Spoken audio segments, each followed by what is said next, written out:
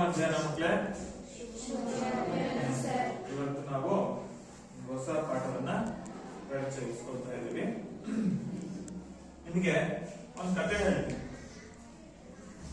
ಆ ಕತೆ ನೀತಿ ಹೇಳೋದು. ನಿಮಗೆ ಚಾಣಕ್ಯ ಗೊತ್ತಲ್ವಾ? ಚಾಣಕ್ಯ ಗೊತ್ತಾ? ಯಾರು ಚಾಣಕ್ಯ? ಯಾರು? ಕೌಟಿಲ್ಯ, ವಿಷ್ಣು ಶರ್ಮಾ ಎಲ್ಲ ಒಂದೇ ಹೆಸರು. ಯಾರು ಗೊತ್ತವನು? ಮೌರ್ಯ ಸಾಮ್ರಾಜ್ಯದ ಮಂತ್ರಿ, ಚಾಣಾಕ್ಷ ಮಂತ್ರಿ. ಮೌರ್ಯ ಸಾಮ್ರಾಜ್ಯಕ್ಕೆ ಮಾರ್ಗದರ್ಶನ ನೀಡಿದಂತವನು ಚಾಣಕ್ಯ. ಹೇಗೆ ಹೊಯ್ಸಳ ಸಂತತಿಗೆ ಇವರು ಮುನಿಗಳು ಸುದತ್ತಾಚಾರ್ಯರು ಹೇಗೋ ಹಾಗೆ ವಿಜಯನಗರಕ್ಕೆ ವಿದ್ಯಾರಣ್ಯ ಅಲ್ವಾ, ಆ ರೀತಿ ಮೌರ್ಯ ಸಾಮ್ರಾಜ್ಯಕ್ಕೆ ಚಾಣಕ್ಯ ಹೇಳಿ ಸಾಮ್ರಾಜ್ಯವನ್ನ ಸಂಸ್ಥಾಪನೆ ಮಾಡ್ತಾನೆ. ಒಂದ್ಸಾರಿ ಚಂದ್ರಗುಪ್ತ ಮೌರ್ಯ ಮತ್ತೆ ಚಾಣಕ್ಯ ವಾಯು ವಿಹಾರಕ್ಕೋಸ್ಕರ ಹೋಗ್ತಾ ಇರ್ತಾರೆ. ಎಲ್ಲಿ ಹೋಗ್ತಾ ಇರ್ತಾರೆ? ವಾಯು ವಿಹಾರಕ್ಕೆ. ಏನಪ್ಪ ವಾಯು ವಿಹಾರ ಅಂದ್ರೆ? ಕನ್ನಡದಲ್ಲಿ ಹೇಳಿದ್ರೆ ಗೊತ್ತಾಗುತ್ತೆ. ವಾಕಿಂಗ್ ಹೋಗ್ತಾ ಇರ್ತಾರೆ. ವಾಯು ವಿಹಾರಕ್ಕೆ ಹೋಗ್ತಾ ಇರ್ಬೇಕಾದ್ರೆ ಸಂಜೆ ಹೊತ್ತಾಗಿರುತ್ತೆ. ಪಾಪ ಕೆಲವರು ಬಡವರು ಚಳಿಗಾಲ ಎಲ್ಲೆಲ್ಲೋ ದಾರಿ ಮಲಗಿರ್ತಾರೆ. ಮನೆಯಿಂದ ಹೊರಗಡೆ ಗುಡಿಸ್ತಿರೋಲ್ಲ, ಮನೆಯಿಂದ ಹೊರಗಡೆ ಮಲಗಿರ್ತಾರೆ. ಗಡ ಗಡ ಗಡ ಗಡ ಗಡ ನಡೆಸ್ತಿರ್ತಾರೆ. ಅದು ನೋಡಿ ಚಂದ್ರಗುಪ್ತ ಮೌರ್ಯನಿಗೆ ಒಂಥರ ಸಂಕಟ ಆಗುತ್ತೆ. ಒಳ್ಳೆ ರಾಜನಿಗೆ ಆಗ್ಲೇಬೇಕು, ಸಂಕಟ ಆಗುತ್ತೆ. ತಕ್ಷಣ ಚಾಣಕ್ಯನಿಗೆ ಹೇಳ್ತಾನೆ, ಇವ್ರಿಗೆ ಏನಾದ್ರು ಒಂದು ವ್ಯವಸ್ಥೆ ಮಾಡಕ್ಕಾಗುತ್ತಾ? ಇವ್ರಿಗೆ ಚಳಿ ನಡಗಬಾರ್ದಲ್ಲ. ಮಹಾಪ್ರಭುಗಳೇ, ಹಾಗಾದ್ರೆ ಎಲ್ಲರಿಗೂ ಕಂಬಳಿ ಕೊಡಿಸ್ಬಿಡೋಣ. ಸರಿ ಆಯ್ತು ಅಂತ ರಾಜ ಆಜ್ಞೆ ಮಾಡ್ತಾನೆ. ಆಯ್ತು, ನಮ್ಮ ಬಾಕ್ಸಿಂದ ಎಷ್ಟು ಬೇಕು ಹಣ ಕೊಡ್ತೀವಿ, ಕಂಬಳಿಯನ್ನ ವ್ಯವಸ್ಥೆ ಮಾಡಿ. ಸರಿ ಅಂತ ಚಂದ್ರಗುಪ್ತ ಮೌರ್ಯ ಬಾಕಸ್ತಿಂದ ಹಣವನ್ನ ಕೊಡಿಸ್ತಾನೆ. ಅದರಂತೆ ಚಾಣಕ್ಯ ಎಲ್ಲಿಗೋ ಹೋಗಿ ತುಂಬಾ ಕಂಬಳಿಗಳನ್ನು ತರ್ತಾನೆ. ತಂದು ಮನೇಲಿ ಇಟ್ಕೊಂಡಿರ್ತಾನೆ. ಅವತ್ತೇ ಅವನ ಮನೆಗೆ ಕಳ್ಳರು ಬಿಡ್ತಾರೆ. ಯಾರ ಮನೆಗೆ? ಚಾಣಕ್ಯನ ಮನೆ ಕಳ್ಳರು ಬಿಡ್ತಾರೆ. ಕಳ್ಳರು ನುಗ್ತಾರೆ, ನೋಡ್ತಾರೆ, ಕಂಬಳಿಗಳ ರಾಶಿನೇ ಇದೆ. ಅವ್ರು ಎಲ್ಲಿ ಮಲಗಿದ್ದಾರೆ ಅಂತ ನೋಡ್ತಾರೆ. ಚಾಣಕ್ಯ ಒಂದಿಬ್ರು ಅಲ್ಲಿ ಮನೆಯಲ್ಲಿ ಪಕ್ಕದಲ್ಲಿ ಗಡ ಗಡ ಗಡ ನಡುಕಂತ ಮಲಗಿರ್ತಾರೆ. ಯಾರಿಗೆ? ಚಾಣಕ್ಯ ಮತ್ತೆ ಅವನ ಒಬ್ಬರಿಬ್ಬರು ಸ್ನೇಹಿತರು ಗಡ ಗಡ ಗಡ ಗಡ ನಡುಕ್ತಾ ಇದ್ರಂತೆ. ಕಳ್ಳರಿಗೆ ಯಾಕೆ ಹಿಂಗೆ ಗೊತ್ತಾಗ್ಲಿಲ್ಲ. ಯಾಕಂದ್ರೆ ಅವ್ರು ಚಳಿ ನಡುಕ್ತಾ ಇದ್ದಾರೆ. ಕಳ್ಳರಿಗೆ ಏನಾಯ್ತು? ಆಶ್ಚರ್ಯ ಆಯ್ತು. ಅಲ್ಲ, ಈ ಮನೆಯಲ್ಲಿ ಇಷ್ಟೊಂದು ಕಂಬಳಿ ಇದಾವೆ, ಕಂಬಳಿಗಳ ರಾಶಿನೇ ಇದೆ, ಇವ್ರು ಮಾತ್ರ ಚಳಿ ನಡುಕ್ತಾ ಮಲಗಿದಾರಲ್ಲ, ಸಿಕ್ಕಾಕಂಡು ಪರವಾಗಿಲ್ಲ, ಏನು ಅಂತ ಕೇಳಬೇಕು ಅಂತೇಳಿ ಬಹಳ ಜನ ಬಂದಿದ್ರಲ್ಲ, ಅವರೇನು ಹೆದರ್ಲಿಲ್ಲ. ಎಬ್ಬರಿಸಿ ಕೇಳೇ ಬಿಟ್ರಂತೆ, ಚಾಣಕ್ಯರೇ, ನಿಮ್ ಮನೆಯಲ್ಲಿ ಇಷ್ಟು ಕಂಬಳಿ ಇದಾವೆ, ಆದ್ರೆ ನೀವು ಮಾತ್ರ ಚಳಿ ನಡುತ್ತಾ ಇದೆ,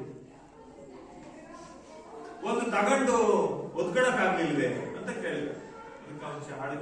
ಚಾಣಕ್ಯ ಹೇಳಿದಂತೆ ಏನಂತ, ಅದು ನನ್ನ ವಸ್ತು ಅಲ್ಲ, ನಾನು ಅದನ್ನು ಬಳಸ್ಕೊಳ್ಳೋದಕ್ಕೆ ನಾನೇನು ಕಳ್ಳನ ನಿಮ್ಮಲ್ಲಿ, ಅದನ್ನು ಬಳಸ್ಕೊಳ್ಳೋದಕ್ಕೆ ಇನ್ನೊಬ್ಬರ ವಸ್ತುನ ಕದ್ದು ಬಳಸ್ಕೊಳ್ಳೋದಕ್ಕೆ ನಿಮ್ಮ ಕಳ್ಳನ ನಾನು ಅಂತ ಕೇಳಿದ್ದೆ. ಅಂದ್ರೆ ಈ ನೀತಿ ಕಥೆಯಿಂದ ನಮ್ಗೆ ಏನ್ ಅರ್ಥ ಆಗುತ್ತೆ? ಏನರ್ಥ ಆಗುತ್ತೆ? ಬೇರೆ ವಸ್ತು ಬಗ್ಗೆ ಆಸೆ ಪಡಬಾರ್ದು, ಸುಳ್ಳು ಹೇಳಬಾರ್ದು, ಕಳ್ಳತನ ಮಾಡಬಾರ್ದು, ಮೋಸ ಮಾಡಬಾರ್ದು. ಅದರಲ್ಲೂ ಮುಖ್ಯವಾಗಿ ಅಧಿಕಾರಿಗಳು, ಉನ್ನತ ಸ್ಥಾನದಲ್ಲಿರೋರು ಮೋಸ ಮಾಡಬಾರ್ದು. ಒಬ್ಬ ಇನ್ನೊಬ್ಬನಿಗೆ ಮೋಸ ಮಾಡಿದ್ರೆ ಅದು ಮೋಸ, ಒಬ್ಬನಿಗಾದಂತ ಮೋಸ. ಅದೇ ಅಧಿಕಾರ ವರ್ಗವೇ ಮೋಸ ಮಾಡಿದ್ರೆ, ಒಂದು ವ್ಯಾಪ್ತಿಯ, ಒಂದು ಪ್ರದೇಶಕ್ಕೆ, ಒಂದು ಸಾಮ್ರಾಜ್ಯಕ್ಕೆ, ಒಂದು ತಾಲೂಕಿಗೆ, ಜಿಲ್ಲೆಗೆ ಮೋಸ ಮಾಡಿದಾಗ, ಒಂದು ರಾಜ್ಯಕ್ಕೆ ಮೋಸ ಮಾಡಿದಾಗ, ಒಂದು ದೇಶಕ್ಕೆ ಮೋಸ ಮಾಡಬೇಕಲ್ವಾ? ಅದಕ್ಕೆ ಎಂತ ಪ್ರವೃತ್ತಿ ಅಧಿಕಾರಿಗಳು ರಾಜರನ್ನು ನಾವು ಹೊಂದಬೇಕು, ಅದಕ್ಕೆ ಒಂದು ಅದ್ಭುತವಾದ ಪರಿಕಲ್ಪನೆ ಇದೆ. ನಮ್ದು ಎಂತ ರಾಜ್ಯ ಆಗ್ಬೇಕು? ಎಂತ ರಾಜ್ಯ ಆಗ್ಬೇಕು? ರಾಮರಾಜ್ಯ ಆಗ್ಬೇಕು. ಯಾಕಂತಾರೆ, ಈಗ ಅವನು ಕದಿಬೋದಾಗಿತ್ತು, ಆದ್ರೆ ಅವನು ನಿಸ್ವಾರ್ಥ ಪ್ರಾಮಾಣಿಕ ಅಧಿಕಾರಿ ಆಗಿದ್ರಿಂದ, ಮಂತ್ರಿ ಆಗಿದ್ರಿಂದ ಅವನು ಇನ್ನೊಬ್ಬರ ವಸ್ತು ಮುಟ್ಲಿಲ್ಲ. ಹೌದಲ್ವಾ? ಈ ನೈತಿಕತೆಯನ್ನ ನಮ್ಮ ಅಧಿಕಾರಿ ವರ್ಗದವರು, ನಮ್ಮ ಮುಖಂಡರು, ನಮ್ಮ ಮಂತ್ರಿಗಳು, ನಾವು ಚುನಾಯಿಸ್ತಕ್ಕಂಥವ್ರು ಇವರು ಬಂದಿದ್ರೆ ಆ ರಾಜ್ಯ ಏನಾಗುತ್ತೆ? ಸುಂದರವಾದಂತಹ ರಾಜ್ಯ ಆಗುತ್ತೆ, ರಾಮರಾಜ್ಯ ಆಗುತ್ತೆ. ರಾಮರಾಜ್ಯ ಅನ್ನೋ ಪರಿಕಲ್ಪನೆ ಬಂದಿದ್ದೇ ನಮ್ಮ ಆದರ್ಶ ಪುರುಷ ಶ್ರೀರಾಮನಿಂದ. ಮಕ್ಕಳೇ, ಇವತ್ತು ನಾನು ಪರಿಚಯಿಸಿರೋ ಪಾಠದ ಹೆಸರು ರಾಮರಾಜ್ಯ. ಪಾಠದ ಹೆಸರೇನು? ರಾಮ ರಾಜ್ಯ. ಇದನ್ನ ಬರೆದಂತವರು ಡಾಕ್ಟರ್ ಎನ್ ರಂಗನಾಥ ಶರ್ಮಾ ಅಂತ ಹೇಳಿ. Doctor N Ranganatha Sharma. ಇದು ಯಾವ ಕತೆ? ಇದು ರಾಮಾಯಣಕ್ಕೆ ಸಂಬಂಧಪಟ್ಟ ಕಥೆನೇ. ಇದು ರಾಮಾಯಣಕ್ಕೆ ಸಂಬಂಧಪಟ್ಟ ಕಥೆ. ನಿಮ್ಗೆ ಗೊತ್ತೇ ಇದೆ, ಶ್ರೀರಾಮಚಂದ್ರ, ಲಕ್ಷ್ಮಣ ಮತ್ತೆ ಸೀತೆ ವನವಾಸಕ್ಕೆ ಹೋದ್ರು. ಎಷ್ಟು ವರ್ಷ? ಆಡ್ನಲ್ಲೇ ಇದೆ. ಎಷ್ಟು ವರ್ಷ? ಗುಡ್. 14 ವರ್ಷ. 14 ವರ್ಷ ವನವಾಸದಿಂದ ಮರಳಿ ಬಂದಳು ಸೀತೆ. ಹಾಡೇ ಇದೆ. 12 ವರ್ಷ ವನವಾಸ, 1 ವರ್ಷ ಅಜ್ಞಾತವಾಸ. ಅದು ಮಹಾಭಾರತ, ಇದು ರಾಮಾಯಣ. ಯಾಕೆ ಹೋದ್ರು ವನವಾಸಕ್ಕೆ? ಯಾಕೆ ಹೋದ್ರು ರಾಮ, ಲಕ್ಷ್ಮಣ, ಸೀತೆ? ಯಾಕೆ ಹೋದ್ರು? ಯಾಕೆಂದ್ರೆ ತಂದೆಯ ಮಾತನ್ನ ಪೂರೈಸುವ ಸಲುವಾಗಿ ಹೋದ್ರು. ತಂದೆಯ ಮಾತು ಯಾಕೆ ಪೂರೈಸಬೇಕಾಗಿತ್ತು? ದಶರಥೆಯ ಕಾಡಿಗೆ ಹೋಗುವಂತಂದ ದಶರಥ ಆಗ್ಲಿಲ್ಲ. ನಿಮಗೆ ಗೊತ್ತಾ, ದಶರಥನಿಗೆ ಎಷ್ಟು ಜನ ಹೆಂಡತಿಯರು? 3 ಜನ ಹೆಂಡತಿಯರು. ಯಾರ್ಯಾರು? ಕೈಕೇಯಿ. ಯಾರ್ಯಾರು? ಮೊದಲನೇ ಅವಳು ಯಾರು?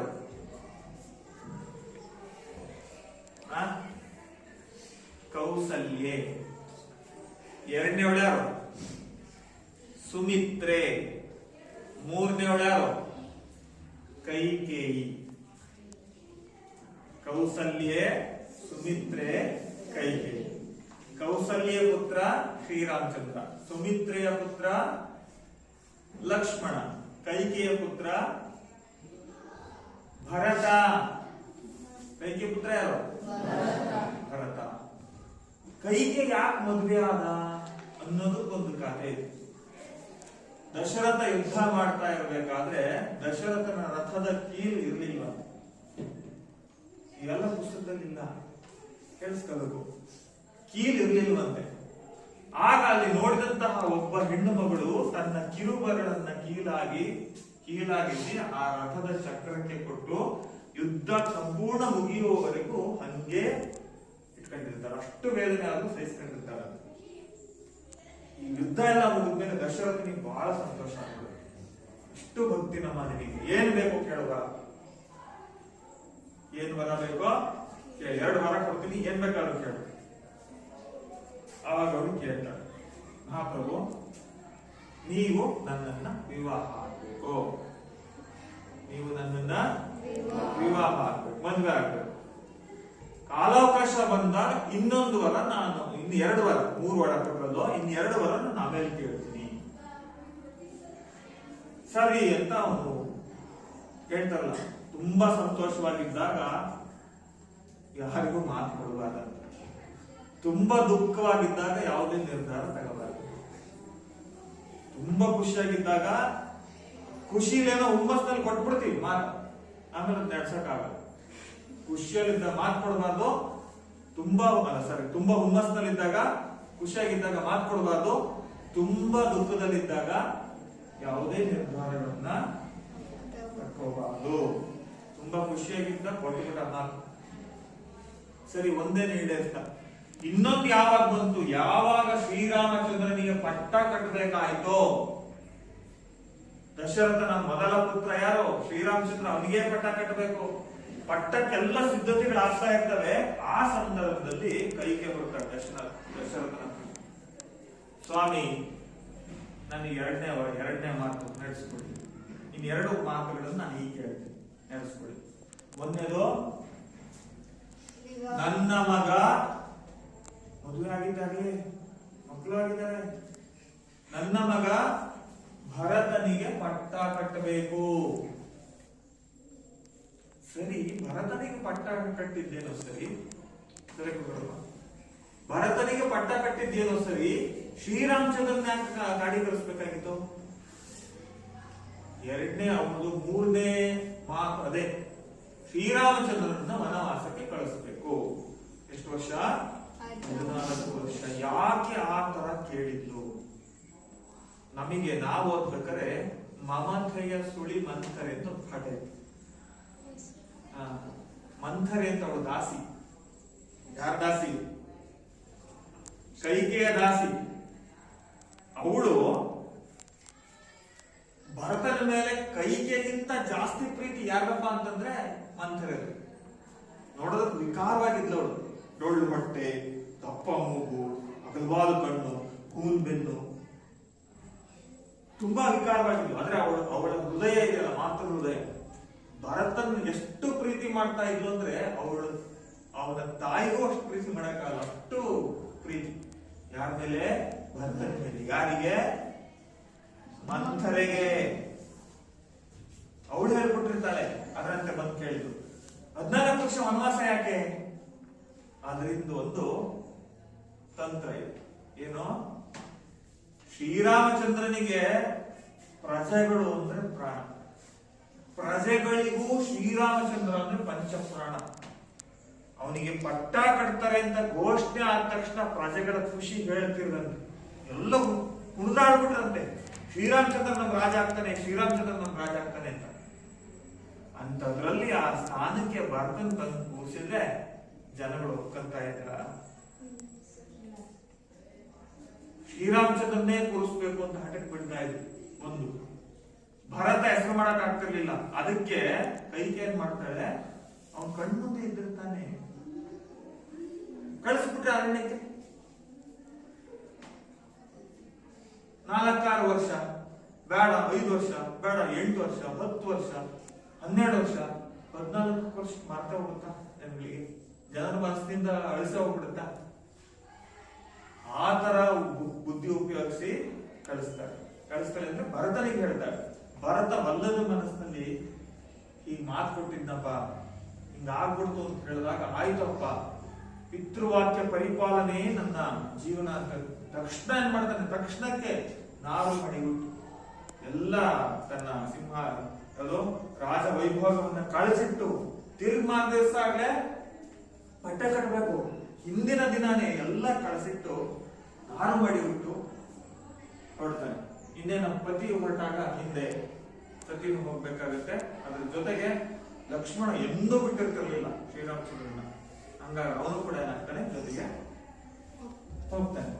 ಇದು ಯಾವ ವಿಷಯನೂ ಪಾಪ ಭರತನಿಗೆ ಗೊತ್ತೇ ಇಲ್ಲ. ಅವನೆಲ್ಲ ಹೋಗಿರ್ತಾನೆ ಭರತ ಅರಮನೆಗೆ ಬಂದಾಗ ಅವನಿಗೆ ಆಘಾತ ಆಗುತ್ತೆ. ಏನೋ ಶ್ರೀರಾಮಚಂದ್ರ ಕಾಡಿಗೆ ಹೋದ್ನೆ, ಇಲ್ಲ ನಾನು ಅವನನ್ನು ವಾಪಸ್ ತಂದೇ ತರ್ತೀನಿ ಅಂತ ವಾಪಸ್ ಹೋಗ್ತಾನೆ. ಅವನನ್ನ ವಾಪಸ್ಸು ಕರೆದು ತಂದೇ ತರ್ತೀನಿ ಅಂತ ವಾಪಸ್ ಹೋಗಿ ಒಂದು ಚಿತ್ರಕೂಟ ಅಂತ ಬರುತ್ತೆ. ಚಿತ್ರಕೂಟ, ಆ ಚಿತ್ರಕೂಟದ ಹತ್ರ ಹೋಗಿ ಅವನು ಶ್ರೀರಾಮಚಂದ್ರನಿಗೆ ಬರೋದು ಕೇಳ್ಕೊಳ್ತಾನೆ. ಕೊನೆ ಗೊತ್ತಿದೆ, ಕೊನೆ ಅದಾದ್ಮೇಲೆ ಶ್ರೀರಾಮಚಂದ್ರ ಬರಲ್ಲ. ಅವನು ಕನಿಷ್ಠ ಪಕ್ಷ ನಿನ್ನ ಪಾದುಕೆಗಳನ್ನಾದ್ರೂ ಸಿಂಹಾಸನದ ಮೇಲಿಟ್ಟು ಪಾದುಕೆ ಪಡೆದು ಮತ್ತೆ ವಾಪಸ್ ಹೋಗ್ತಾನೆ ಅಂತ ನಿಮ್ಗೆ ಗೊತ್ತಿದೆ ಅಲ್ವಾ? ಅದನ್ನೇ ಯಾವುದು ಅಯೋಧ್ಯೆ ಸಿಂಹಾಸನದ ಮೇಲಿಟ್ಟು ಇವನ್ನೇ ಆಳ್ವಿಕೆ ಮಾಡ್ತಾರೆ. ಆದ್ರೆ ಹೋದಂತ ಸಂದರ್ಭದಲ್ಲಿ ಶ್ರೀರಾಮಚಂದ್ರ ಯಾವುದೇ ಕಾರಣಕ್ಕೂ ಅವನ ಜೊತೆ ಬರಲ್ಲ. ಆದ್ರೆ ಪೂರ್ವದಲ್ಲಿ 12 ವರ್ಷ ಅವನು ಅಂದ್ರೆ ಅವನು ಪಟ್ಟ ಕಟ್ಟೋದಕ್ಕಿಂತ ಮುಂಚೆ 12 ವರ್ಷಗಳ ಸುದೀರ್ಘವಾದಂತ ಅನುಭವ ಇತ್ತು. ಆ ಅನುಭವವನ್ನು ಅವನಂತ ಹೇಳ್ಕೊಳ್ತಾನೆ.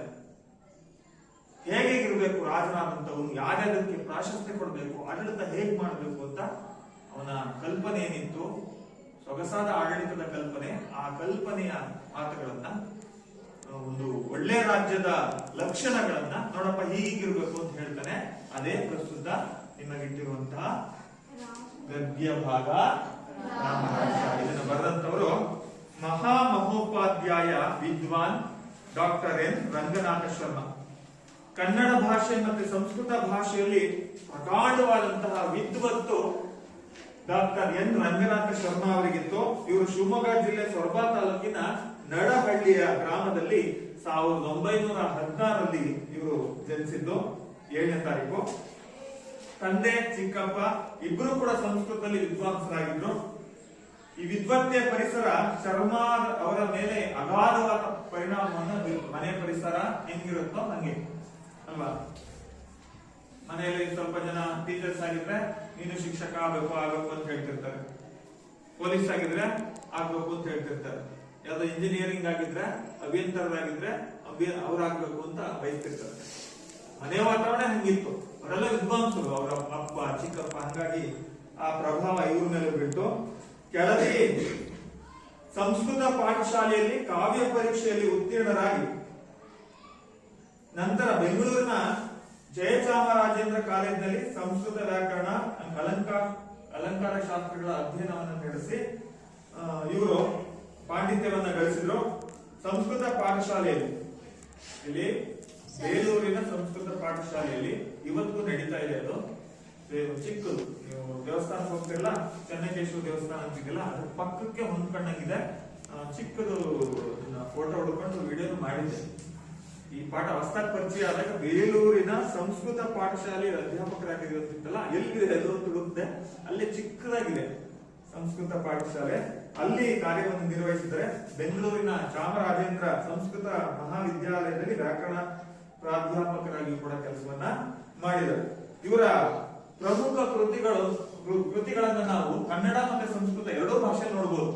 ನೋಡ್ಕೊತಾ ಇದೀನಾ? ಅದರಲ್ಲಿ ಸಂಸ್ಕೃತ ಕನ್ನಡ ಎರಡಲ್ಲೂ ಸರಿ ಸಮನಾದಂತಹ ವಿದ್ವತ್ತು ಇವರಲ್ಲಿತ್ತು.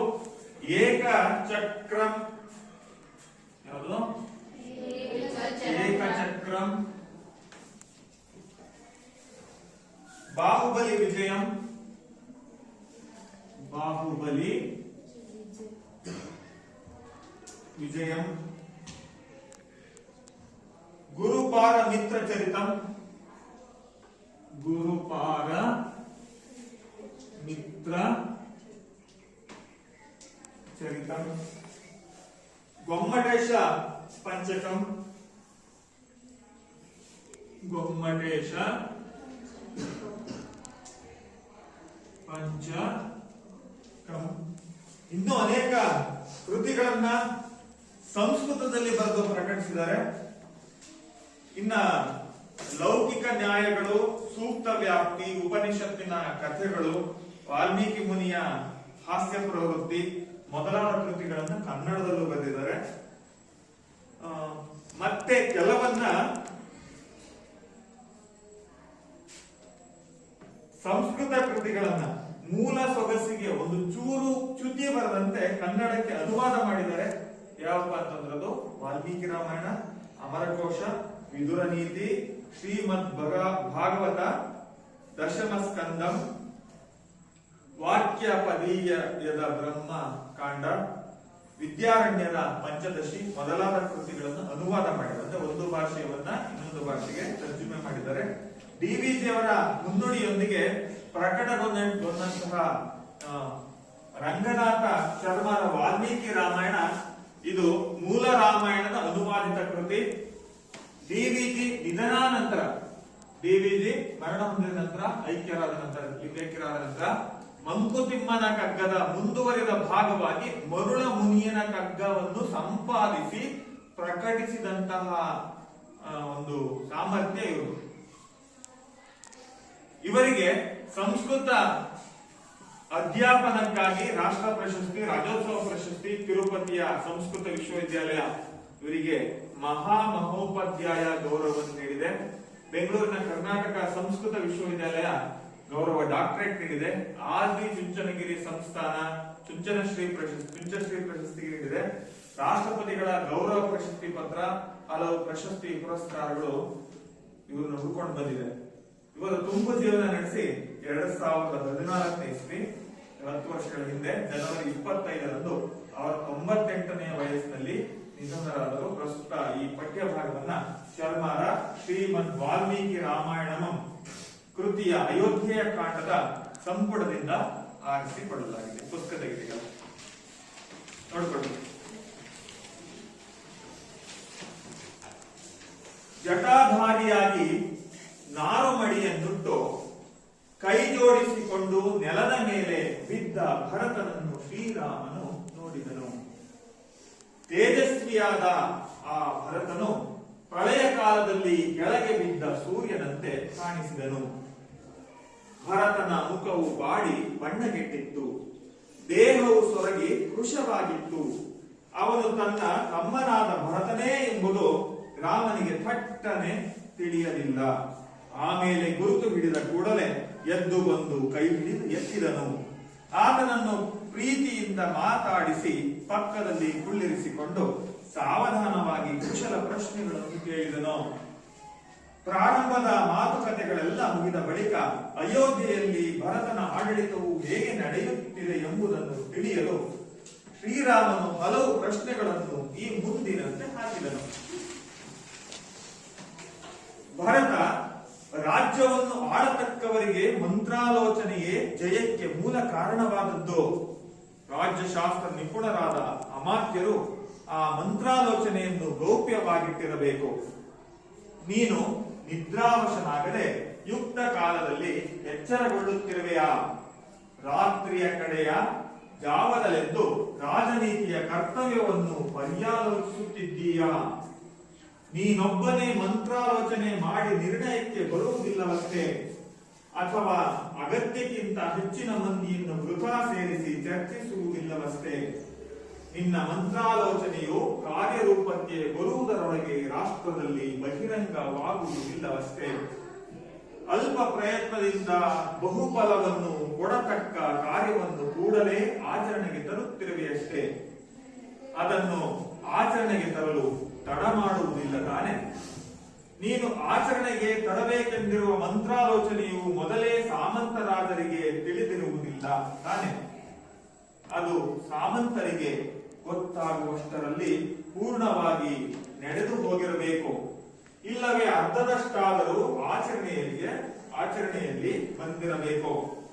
ನೀನಾಗಲಿ ನಿನ್ನ ಮಂತ್ರಿಗಳಾಗಲಿ ನಡೆಸಿದ ಮಂತ್ರಾಲೋಚನೆಯು ಊಹೆಯಿಂದಲೂ ಯುಕ್ತಿಯಿಂದಲೂ ಜನರಿಗೆ ತಿಳಿದು ಬಹಿರಂಗವಾಗದಂತೆ ಎಚ್ಚರಿಕೆಯಲ್ಲಿರುವೆಯಾ? 1000 ಮೂರ್ಖರಿಗಿಂತಲೂ ಒಬ್ಬ ಪಂಡಿತ ಲೇಸೆಂದು ತಿಳಿದು ಅವನನ್ನು ಆಧರಿಸುವೆಯಾ? ಏಕೆಂದರೆ ಕಷ್ಟ ಕಾಲದಲ್ಲಿ ಪಂಡಿತನೊಬ್ಬನೇ ಸರಿಯಾದ ಉಪಾಯವನ್ನು ಬೋಧಿಸಿ ಕಾರ್ಯವನ್ನು ನಿರ್ವಹಿಸಬಲ್ಲ. ಮೂರ್ಖರ ಸಂಖ್ಯೆ 1000ವಿರಲಿ 10,000ವೇ ಇರಲಿ, ರಾಜನಿಗೆ ಅದರಿಂದ ಯಾವ ಸಹಾಯವೂ ಆಗುವುದಿಲ್ಲ. ಮೇಧಾವಿಯು ಶೂರನು ಕಾರ್ಯದಕ್ಷನು ರಾಜ್ಯಶಾಸ್ತ್ರ ವಿಶಾರದನೂ ಆದ ಸಚಿವನು ಒಬ್ಬನೇ ಆದರೂ ರಾಜನಿಗಾಗಲಿ ರಾಜ್ಯದ ಆಡಳಿತವನ್ನು ನಿರ್ವಹಿಸುವವನಿಗಾಗಲಿ ಮಾತ್ರವಾದ ಶ್ರೇಯಸ್ಸನ್ನು ತಂದುಕೊಡಬಲ್ಲನು. ಅಲ್ಲಿ ನಿಲ್ಲಿಸಬೇಕು. ಈಗೆಲ್ಲ ಮೌನವಾಗಿ ಎಲ್ಲ ಪುಸ್ತಕ ಮುಚ್ಚಿ ಓದ್ಕೊಂಡ್ರಲ್ಲ, ಪುಸ್ತಕ ಮುಚ್ಚಬೇಕು. Full complete. ಮತ್ತೆ ಪೆನ್ ಇಡೋದು, ಕದ್ ನೋಡೋದು ಏನು ಮಾಡಲ್ಲ. ಸರಿ, ಈ ಚಿತ್ರದಲ್ಲಿ ಕಾಣ್ತಾ ಇರಲ್ಲ, ಇವರೇ ಯಾರೋ ನಮ್ಮ ಈ ಪಾಠದ ಲೇಖಕರು ಡಾಕ್ಟರ್ ಎನ್ ರಂಗನಾಥ ಶರ್ಮಾ. ಪ್ರಶ್ನೆ ಹೇಳಿಸ್ತಾ ಇದ್ದೀರಾ? ಉತ್ತರನ ಪ್ರಶ್ನೆ ಕೇಳ್ಬೋದಾ? ಮೊದಲನೇ ಪ್ರಶ್ನೆ, ರಂಗನಾಥ ಶರ್ಮಾ ಅವರಿಗೆ ಮಹಾಮಹೋಪಾಧ್ಯಾಯ ಅಂತ ಗೌರವ ಇತ್ತು. ಆ ಗೌರವವನ್ನು ಕೊಟ್ಟ ವಿಶ್ವವಿದ್ಯಾಲಯ ಯಾವುದು?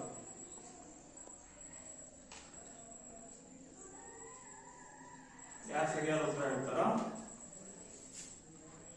ಆ ಗೌರವವನ್ನು ಕೊಟ್ಟಂತ ವಿಶ್ವವಿದ್ಯಾಲಯ ಯಾವುದು? ಯಾವುದು ಗೊತ್ತಿಲ್ವಾ?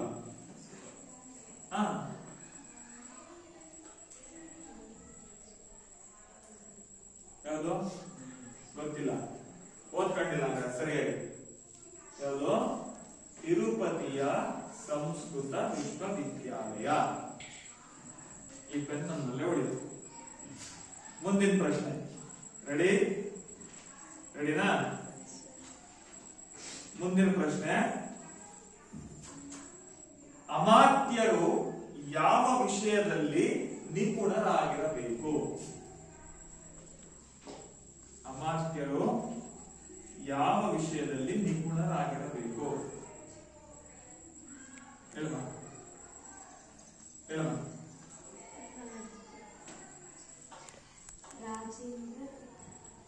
ಗುಡ್, ಕರೆಕ್ಟ್ ಹೇಳು. ಸರಿ.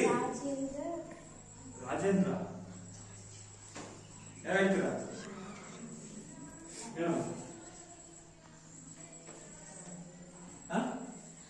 ಅಮಾತ್ಯರು ಯಾವ ವಿಷಯದಲ್ಲಿ ನಿಪುಣರಾಗಿರ್ಬೇಕು? ಹೇಳ್ತೀರಾ? ಹೇಳ. Very good, class. ಅಮಾತ್ಯರು ಯಾವ ವಿಷಯದಲ್ಲಿ ನಿಪುಣರಾಗಿರ್ಬೇಕು? ರಾಜ್ಯಶಾಸ್ತ್ರದಲ್ಲಿ ನಿಪುಣರಾಗಿರಬೇಕು. ಅದಕ್ಕೆ ಓದ್ರಿ ಅಂತ ಹೇಳಿದ್ರು. ನೆಕ್ಸ್ಟ್, ನಂತರ ಪ್ರಶ್ನೆ, ರಾಜನು ಯಾವ ಕಾರ್ಯಗಳನ್ನು ಕೂಡಲೇ ಆಚರಣೆಗೆ ತರಬೇಕು? ರಾಜನು ಯಾವ ಕಾರ್ಯಗಳನ್ನು ಕೂಡಲೇ ಆಚರಣೆಗೆ ತರಬೇಕು?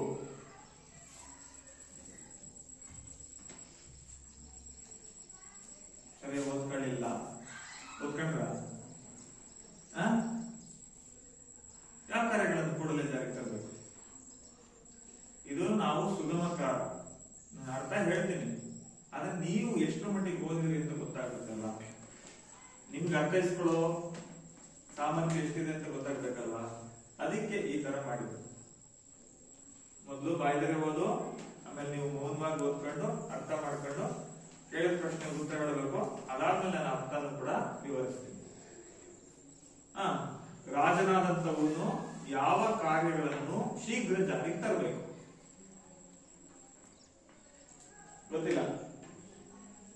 ಗೊತ್ತಿಲ್ವಾ? ಬಹುಫಲವನ್ನು ಕೊಡತಕ್ಕ ಕಾರ್ಯಗಳನ್ನ ಶೀಘ್ರ ಜಾರಿಗೆ ತರಬೇಕು. ಪುಸ್ತಕದಲ್ಲೇ ಇದೆ. ನೆಕ್ಸ್ಟ್, ಮುಂದಿನ ಪ್ರಶ್ನೆ, ಕಷ್ಟ ಕಾಲದಲ್ಲಿ ಸಹಾಯಕ್ಕೆ ನಿಲ್ಲುವವರು ಯಾರು? ಹೇಳುವ. Very good, class. ಕಷ್ಟ ಕಾಲದಲ್ಲಿ ಸಹಾಯಕ್ಕೆ ನಿಲ್ಲುವವರು ಯಾರಾಗಿರ್ತಾರೆ? ಕಷ್ಟ ಕಾಲ ಸರಿಯಾದ ಉಪಾಯವನ್ನು ಹೇಳ್ಕೊಡ್ತಕ್ಕಂತ ಪಂಡಿತನೊಬ್ಬನೇ ಕಷ್ಟ ಕಾಲದಲ್ಲಿ ಸಹಾಯಕ್ಕೆ ನಿಲ್ಲುವವನು. ಇವೆಲ್ಲವನ್ನು ಯಾರು ಹೇಳ್ಕೊಡ್ತಾರೆ? ಶ್ರೀರಾಮಚಂದ್ರ. ಯಾರಿಗೆ? ಭರತನಿಗೆ. ಈಗ ಈ ವಿಷಯದ ಕುರಿತಾದಂತಹ ಚರ್ಚೆಯನ್ನ ಮಾಡೋಣ. ನಿಮಗೆ ಕೆಲವೊಂದು ಪದಗಳು ಅರ್ಥ ಆಗ್ಲಿಲ್ಲ ಅಲ್ವಾ? ಇನ್ನು ಒಂದು ಬಂತು, ಯಾವುದೋ ಮಂತ್ರಾಲೋಚನೆ ಅಂತ ಬಂತು. ಮಂತ್ರಾಲೋಚನೆ ಅಲ್ವಾ? ಅಂದ್ರೆ ಉನ್ನತ ಅಧಿಕಾರಿಗಳು ಸೇರ್ಕೊಂಡು ನಡೆಸ್ತಕ್ಕಂತ ಸಭೆಗೆ ಮಂತ್ರಾಲೋಚನೆ ಅಂತ ಕರಿತೀವಿ. ರಾಜ, ಮಂತ್ರಿವರ್ಗ, ಸೇನಾಪತಿ, ಯಾವ್ಯಾವ ದೊಡ್ಡ ದೊಡ್ಡ ಅಧಿಕಾರಿಗಳಿದ್ದಾರೋ ಸಾಮ್ರಾಜ್ಯದಲ್ಲಿ ಅವರೆಲ್ಲ ಒಟ್ಟಿಗೆ ಸೇರಿ ನಡೆಸ್ತಕ್ಕಂತ ಸಭೆಗೆ ಏನಂತ ಕರಿತೀವಿ? ಮಂತ್ರಾಲೋಚನೆ ಅಂತ ಕರಿತೀವಿ. ಮತ್ಯಾವ್ದು ಅರ್ಥ ಆಗ್ಲಿಲ್ಲ? ಯಾವ್ದು ಅರ್ಥ ಆಗ್ಲಿಲ್ಲ? ಓದ್ಬೇಕು, ಓದಿದ್ರೆ ಏನೋ ಅರ್ಥ ಆಗಲ್ಲ. ನೋಡಲಿ ಪದದ ಅರ್ಥ ಜಟಾಧಾರಿಯಾಗಿ ಜಟೆಯನ್ನ ಧರಿಸಿ ನಾರು ಮಡಿಯನ್ನುಟ್ಟು ನಾರಿನಿಂದ ಮಾಡಿದಂತಹ ಬಟ್ಟೆ ನಾರು ಮಡಿ ಅದನ್ನ ಹುಟ್ಟು ಕೈ ಜೋಡಿಸಿಕೊಂಡು ಬಂದವನೇ ನೆಲಕ್ಕೆ ಬಿದ್ದುಬಿಟ್ಟ. ಯಾರು? ಭರತ. ಶ್ರೀರಾಮ ಇದ್ಯಾವುದೋ ವ್ಯಕ್ತಿ ಜಟಾಧಾರಿಯಾಗಿದ್ದಾನೆ, ಜಟೆ ಕಟ್ಕೊಂಡು ಬಂದಿದ್ದಾನೆ, ನಾರು ಮಡಿ ಹುಟ್ಟಿದ್ದಾನೆ, ಇವನಪ್ಪ ಹಿಂಗ್ ಕೆಳಗೆ ಬಿದ್ದ ಅಂತ ನೋಡಿದ್ರೆ ಹೇಗ್ ಬಿದ್ದಿದ್ದ ಅವನು? ಪ್ರಳಯ ಕಾಲದಲ್ಲಿ ಕೆಳಗೆ ಬಿದ್ದ ಸೂರ್ಯನಂತೆ. ಪ್ರಳಯ ಕಾಲದಲ್ಲಿ ಕೆಳಗೆ ಬಿದ್ದ ಸೂರ್ಯನಂತೆ. ನೋಡಿ, ಇದೇನೋ ಒಂದು ಹೋಲಿಕೆ. ಪ್ರಳಯ ಕಾಲದಲ್ಲಿ ಸೂರ್ಯ ಕೆಳಗೆ ಬೀಳ್ತಾನೆ ಅನ್ನೋದು ನಮ್ಮ ಕಲ್ಪನೆ ಹಿಂದಿನವರ ನಂಬಿಕೆ. ಪ್ರಳಯ ಏನಾದ್ರೂ ಸೌರಮಂಡಲದಲ್ಲಿ ಸೂರ್ಯ ತನ್ನ ಸ್ಥಾನದಲ್ಲಿ ಇದ್ದೇ ಇರ್ತಾನೆ. ಆದ್ರೆ ಇಲ್ಲಿ ಏನೋ ಹೋಲಿಕೆ ಬಂದಿದೆ. ಯಾವುದಕ್ಕೆ? ಭರತ ಹೇಗ್ ಬಿದ್ದಿದ್ದ ನೆಲದ ಮೇಲೆ? ಬಂದನೆ ಕೈ ಮುಕ್ಕೊಂಡು ಬಂದು ಬಿದ್ದುಬಿಟ್ಟ. ಬಿದ್ದ ಅಂದ್ರೆ ಎಡವು ಬಿದ್ದಿದ್ದಲ್ಲ, ಅಡ್ಡು ಬಿದ್ದಿದ್ದು, ನಮಸ್ಕಾರ ಮಾಡಿದ್ದು. ಭರತ ಹೇಗ್ ಬಿದ್ದಿದ್ದ? ಪ್ರಳಯ ಕಾಲದಲ್ಲಿ ಕೆಳಗೆ ಬಿದ್ದ ಸೂರ್ಯನಂತೆ ಬಿದ್ದಿದ್ದ. ಹೋಲಿಕೆ ಬಂತಲ್ವಾ? ಈ ರೀತಿ ಬಂದ್ರೆ ಇಷ್ಟ ನೆನ್ಪಿಟ್ಕೊಳ್ಳಿ. ಅಂತೆ ಎನ್ನುವ ಹೋಲಿಕೆ ಪದ ಬಂದ್ರೆ, ಅಂತೆ, ಹಾಗೆ, ಒಲು, ಓಲ್ ಅನ್ನುವ ಪದಗಳು ಬಂದ್ರೆ ನಾವು ಅದನ್ನ ಏನಂತೀವಿ? ಉಪಮಾಲಂಕಾರ ಅಂತ ಕರಿತೀವಿ. ಅಲಂಕಾರದ ಸಾಲು, ಒಂದನ್ನ ಒಂದಕ್ಕೆ ಹೋಲಿಸಿರೋದು. ಮೊದಲನೇದು ಉಪಮೇಯ, ಎರಡನೇದು ಉಪಮಾನ,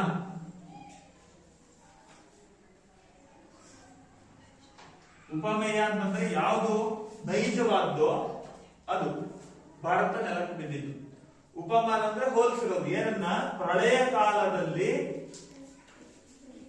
ಬಿದ್ದ ಸೂರ್ಯ. ಉಪಮಾವಾಚಕ ಅಂತೆ. ಸಮಾನ ಧರ್ಮ ಕೆಳಗೆ ಬಿದ್ದಿರುವುದು. ಇಲ್ಲಿ ಉಪಮೇಯವಾದ ಭರತನು ಶ್ರೀರಾಮನನ್ನು ನೋಡಿದ ತಕ್ಷಣ ನೆಲಕ್ಕೆ ಬಿದ್ದುದನ್ನು ಉಪಮಾನವಾದ ಪ್ರಳಯ ಕಾಲದಲ್ಲಿ ಕೆಳಗೆ ಬಿದ್ದ ಸೂರ್ಯನಿಗೆ ಹೋಲಿಸಲಾಗಿದೆ. ಆದ್ದರಿಂದ ಇದು ಉಪಮಾಲಂಕಾರ.